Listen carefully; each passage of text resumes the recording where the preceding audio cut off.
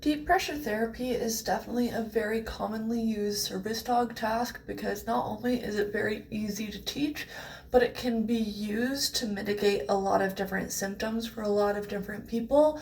However, I feel like it is one of the most tempting tasks to just teach a dog, skip over everything else, slap a vest on your dog, and call it a service dog.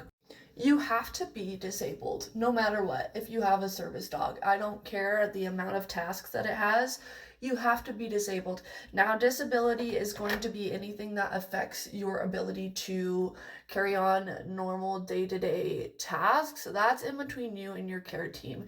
There is nothing that I need to do, ask, or say to any of my clients to double check that they're disabled. I believe you, especially if you have the willingness and dedication to put in the close to 2 years that it takes to train a service dog. Now, DPT is not, oh, my dog chose to lay on my lap. No, DPT should be in response to a symptom. So you will need to teach what kind of a cue you want for DPT. Is that going to be you specifically asking for it?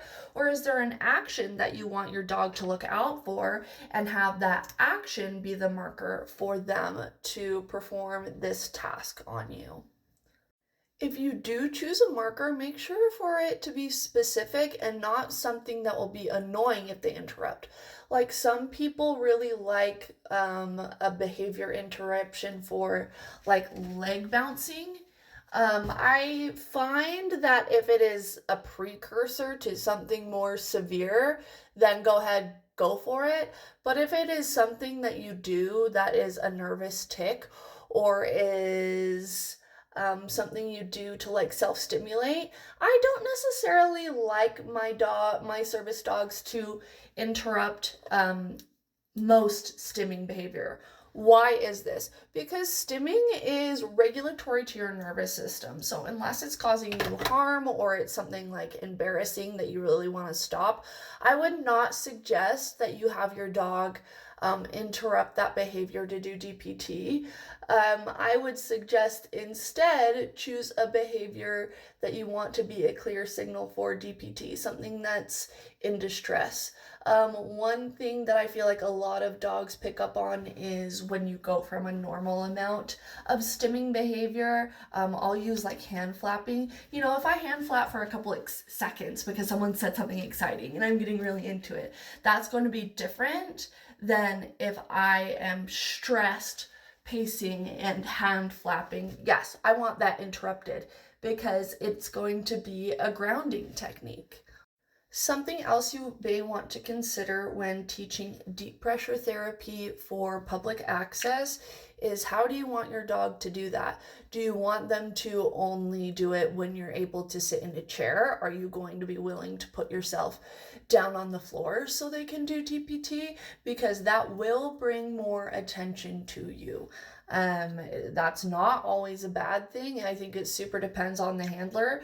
But if you are choosing to sit on the floor in the middle of an aisle at a store with your dog on top of you, there is a likelihood that people are going to stop and talk to you. If you want to sit in a chair and have your dog on top of you, I find that this is draws a lot less attention. However, then you need to find a chair. So, do you go and train a find me a chair task? I really like doing that.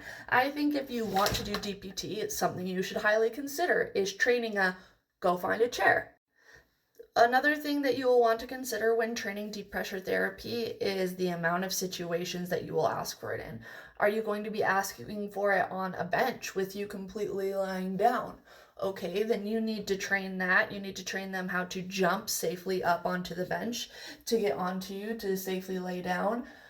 You also are going to want to teach them to be out of the way as much as possible, not just for like politeness around society, but also for safety reasons. If your dog is taking up a bunch of space, people are rude and inconsiderate and do not look around. And I don't want your dog getting stepped on. You don't want your dog getting stepped on. So that's another thing to consider when training deep pressure therapy positioning. How I would start proofing a deep pressure therapy at home is actually not on you first. It would be laying down on a chair, it would be laying down on a couch, it's laying down on multiple weird surfaces because that's what you're asking for. Yes, will they technically be on top of your body? Yes, but if they don't have the confidence to do it on something that isn't your body, then how are they supposed to do it to jump onto you in general? Anyways, I hope to be making a little bit of a series about how I personally task train my service dogs and give a lot of resources that people don't usually put online because I don't want to say that it's gatekeeping. I think that not every training technique works for every single service dog, so I'm just going to put out how I am doing things with my service dog, and if it is helpful to you, then I would love that.